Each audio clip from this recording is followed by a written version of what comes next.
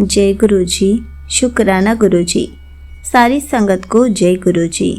ओम नमः शिवाय। शिव जी सदा सहाय। ओम नमः शिवाय। गुरु जी सदा सहाय। शिव पुराण श्री वायव्य संहिता का 37वां अध्याय। योग निरूपण। मुनि उपमन्यु बोले, हे केशव, अब मैं आपको योग विधि के बारे में बताता हूँ, जिसके द्वारा सभी विषयों से निवृत्ति हो और अंतःकरण की सब वृत्तियाँ शिवजी में स्थित हो जाएं। वह परम योग है। योग 5 प्रकार का होता है। मंत्र योग, स्पर्श योग, भाव योग, अभाव योग और महायोग। मंत्रों का उनके अर्थ सहित ज्ञान होना महायोग कहलाता है। मंत्रों को प्राणायाम द्वारा सिद्ध करना स्पर्श योग कहलाता है।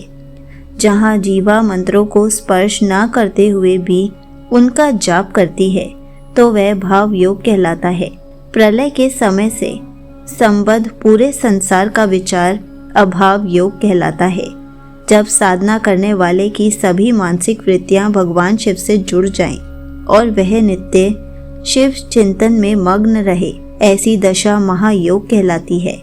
सांसारिक बंधनों से मुक्ति की कामना करने वाले मनुष्य ही इस चिंतन और वैराग्य को अपने जीवन में अपना कर महायोग को प्राप्त करते हैं। हमारे शरीर में रहने वाली प्राण वायु को रोकना प्राणायाम कहलाता है।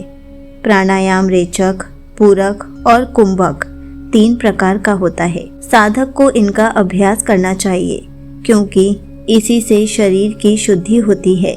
प्राणायाम सगर्भ और अगर्भ 2 प्रकार का होता है। जप और ध्यान वाला प्राणायाम सगर्भ कहलाता है, परंतु जिसमें जप और ध्यान नहीं करते वह अगर्भ प्राणायाम कहलाता है। योगी जन सगर्भ प्राणायाम करते हैं।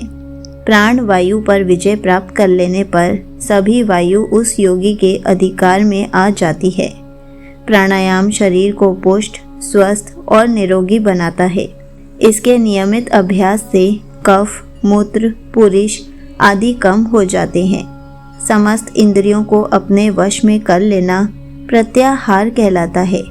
इंद्रियों को अपने वश में रखने से स्वर्ग और ना रखने से नरक की प्राप्ति होती है। इसलिए अपने चित्त को एकाग्र रखना चाहिए। भगवान शिव, जो कि सबके ईश्वर हैं, त्रिलोकी नाथ हैं, का ध्यान करने से योगी का कल्याण होता है।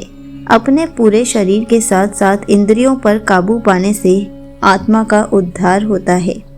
संगत जी, यहीं पर शिव पुराण श्री वायव्य संहिता का 37वां अध्याय समाप्त होता है।